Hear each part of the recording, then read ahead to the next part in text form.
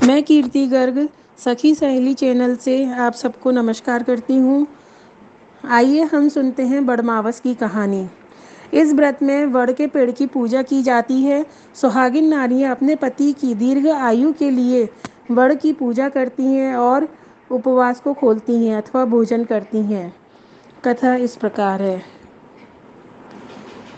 भद्र देश के राजा अश्वपति ने पत्नी सहित संतान के लिए सावित्री देवी का विधि पूर्वक व्रत और पूजन करके पिता और पति दोनों के घरों का श्रृंगार वाली पुत्री होने का वर प्राप्त किया।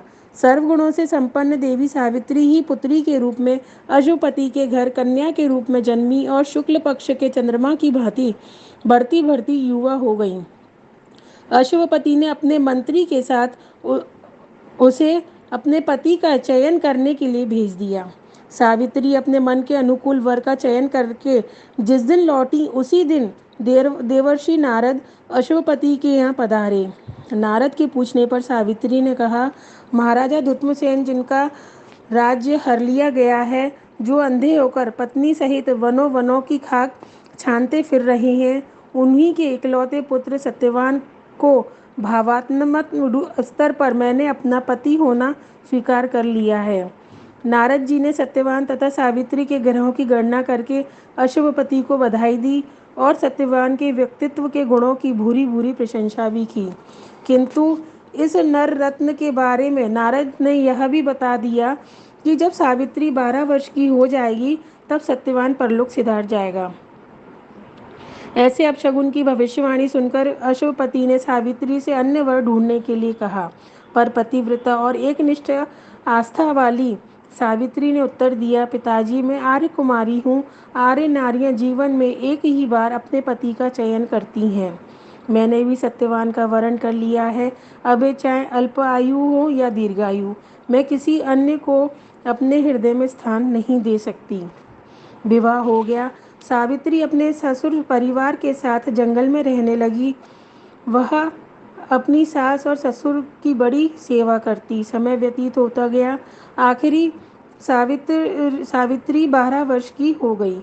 उस दिन जब सत्यवान लकड़ियाँ काटने के लिए चला तो सास ससुर से आज्ञा लेकर वह भी उनके साथ चल दी। जंगल में सत्यवान ने मीठे मीठे फल लाकर सावित्री को दिए और स्वयं एक पेड़ पर लकड़ियाँ काटने के लिए चढ़ गया। थोड़ी ही देर बाद उसके सिर में भयंकर दर्द उठा। वह नीचे उतरा। सावित्री ने उसे पास के बड़ के पेड़ के नीचे लिटाकर सिर अपनी जांघ पर रख लिया। सावित्री का हृदय कांप रहा था।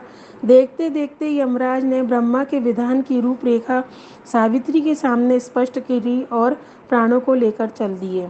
सावित्री ने भी यमराज का पीछा करना शुरू कर दिया। पीछे आती हुई सावित्री को देखकर यमराज ने उसे लौटने का आदेश दिया, पर उत्तर में वह बोली, महाराज पत्नी के पत्नित्व की सार्थकता इसी में है कि वह उसका छाया के समान अनुसरण करे। मैं ऐसा ही कर रही हूँ। मेरी मर्यादा है, इसके विरुद्ध कुछ भी बोलना आपके लिए शोभनीय नहीं है। सावित्री की धर्मनिष्ठता देखकर यमराज ने पति के प्राणों के अतिरिक्त कुछ भी वरदान के रूप में मांगने के लिए कहा। सावित्री ने यमराज से सास ससुर की आंखों की खोई हुई ज्योति तथा दीर्घायु मांग ली। यमराज तथास्तु कहकर आगे बढ़ने लगे। सावित्री फिर यम के पीछे होली। थोड़ी दूर जाने पर कि फिर यमराज ने मुड़कर देखा तो सावित्री को पीछे ही आते पाया।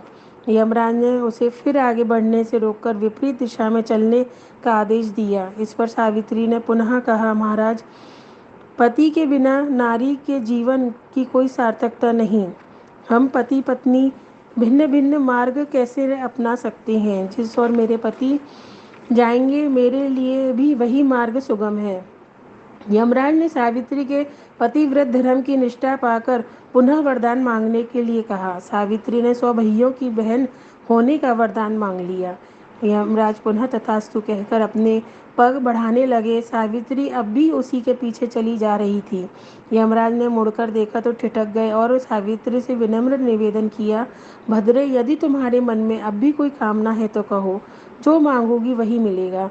मुँह मांगा वर पाकर सावित्री ने कहा, जीवनदाता यदि आप सचमुच मुझ पर प्रसन्न हैं और सच्चे हृदय से वरदान देना चाहते हैं तो मुझे 100 पुत्रों की माँ बनने का वरदान दो। यमराज तथास्तु कहकर फिर आगे बढ़ गए। सावित्री अब भी यमराज का पीछा किए जा रही थी।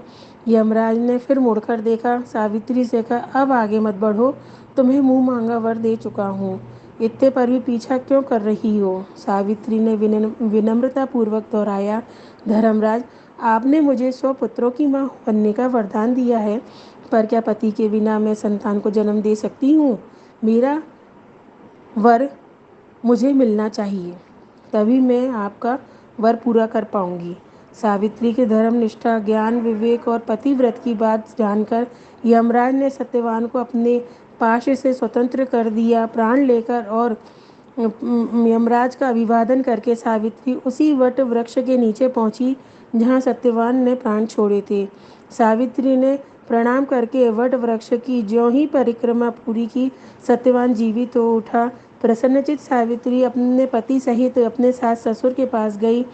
उन्हें नेत्र ज्योति मिल गई थी। उनके मंत्री उन्हें खोज चुके थे। दुत्मसेन ने पुनः राज्य सिंहासन संभाला। महाराज अश्वसेन 100 पुत्रों के पिता हुए और सावित्री 100 भाइयों की बहन बनी। सावित्री भी वरदान के प्रभाव से 100 पुत्रों की माँ बनी। इस प्रकार चारों दिशाएं सावित्री के पतिव्रत धर्म के पालन की कीर्ति से गूंज उठी। बोली सावित्री मैया की जय।